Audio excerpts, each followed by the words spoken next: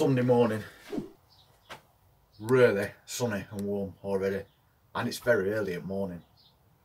It's just before 8 o'clock, and we know it's only going to get hotter as day goes on. But tomorrow it's going to be hotter still. It's going to go up to 70, which is the hottest day we've had this year, or 21 Celsius. So as always, I'm making best at day. That's why I'm up and out early. We've opened up greenhouse doors, all windows. It's going to get a little bit too warm for some plants in here today. But we've been looking at container stuff again for that container garden. This container is one that I made last year. And we had it just outside kitchen door on brackets. But I did notice through the year that that particular part doesn't get too much sun. So although we did get some leaf lettuce from it, because that's what we grew in this, different types of leaf lettuce, for convenience, so we could just step out the door, take a pick in and go back in. So although they did grow quite slow. But this year I want to do something different with it. It's not a bad sized container. And we've got quite a lot of those cherry fall tomato plants left. So I think this container will be perfect, and we could put 2 or 3 in that area.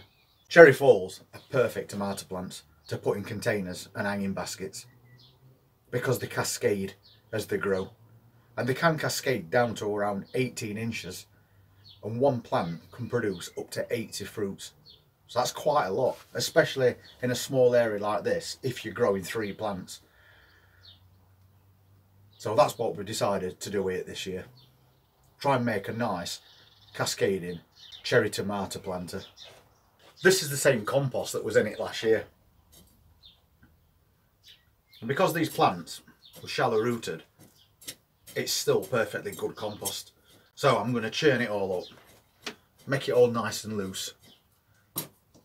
Then we'll add a little bit more fresh compost to it and loads of feed, and we'll get some cherry tomato plants growing in this. I've just reached that point in the year where I'm now confident enough to start putting things like tomato plants outside. We know we've passed this last frost date, so we don't have to worry about that. But we especially don't have to worry when we're doing container gardening, because we can pick this up and move it out of the way if we need to.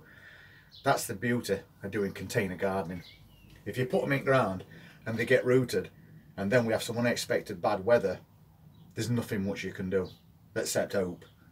Whereas when you do this, you've got plenty of options. So what better thing to do on a nice sunny Sunday morning except set yourself up with a container that's going to give us sweet red cherry tomatoes all through season. They are determinate plants, which basically means they flower, fruit, and then they're finished. But they can flower and fruit right up until end of September. So now I've loosened that up, I am going to take a bit out and I'm going to swap it out for some fresh compost. And we'll use some of that grow show, because grow show's got up to 4 months worth of feed in it. We'll still reuse this. We've got plenty of plans for today, with it being a nice day, and quite a few more nice days to come. So we're going to make most of them. Just taking a couple of inch off that top, and I'll level it back out again. Considering that we had plants growing in this all last year, there's no weeds at all in here. I'll just top it up with a bit of this grow show.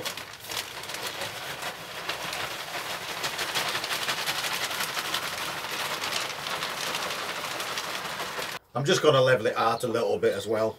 I just use an old piece of wood and I've just screwed a hook onto it. And then we've got a bit of an handle. I'm not compacting this down, I'm just making it flat. So now we can get some tomato plants in. We've got quite a few left, and they're all pretty much the same size. And if you look closely, you can see that they're starting to produce buds to make flowers already. And they're quite small plants. And I think we'll easily be able to get 3 in this container.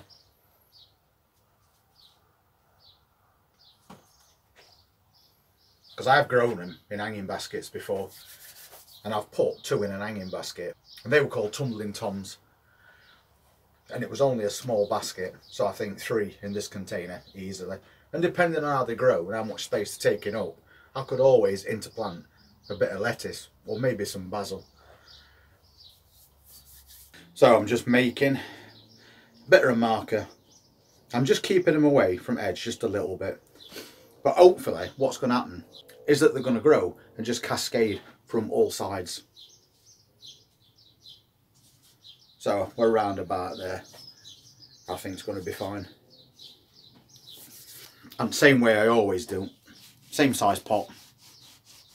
Makes this job so easy.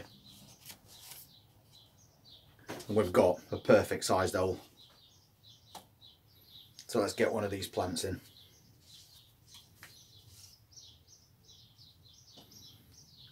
Nothing wrong with roots. They're very wet because we've had them in a bottom watering tray because it got quite warm in greenhouse. So we'll pop those in. Just push them down a little bit. I don't really need to bury these any deeper because they've not become leggy. So I just want to get them nicely firmed in. And I'll take off those little bottom leaves there. They're not going to do anything there.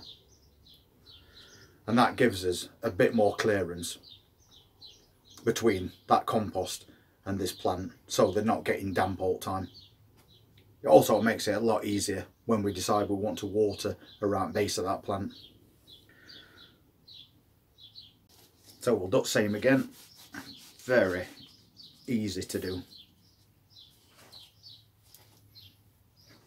We'll get another one in.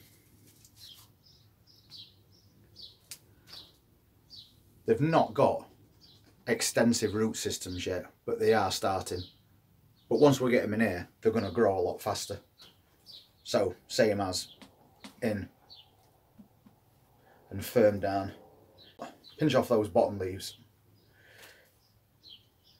Make sure that plant's nice and straight as well. That's another one done.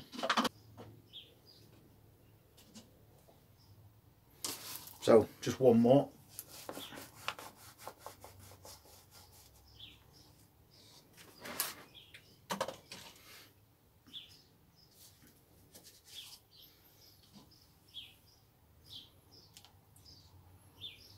You can see just how easy it is to do this when you pre-make that hole. Finish those off again. Firm that plant in. We're all done. So 3 really nice looking cherry fall tomato plants all set up in the container now. Well, it might be early morning, but that's one job done really quickly.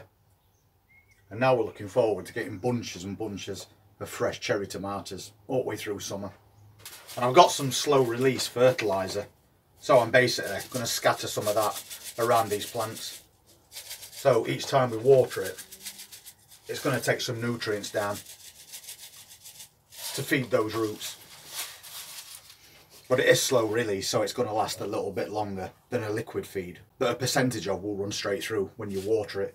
So if we add some slow release fertiliser to the top and then just give it a feed of tomato food every couple of weeks, it's going to constantly have some nutrients in there. So that's that job done for today. We'll get that popped in that container garden and we'll put that on a rack that we've got there.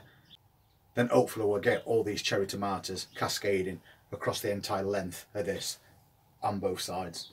But I have got plenty more things to be getting on with today. If you're interested in seeing what they are, please hit that subscribe button, press that notifications bell, and I'll see you on the next one. Take care.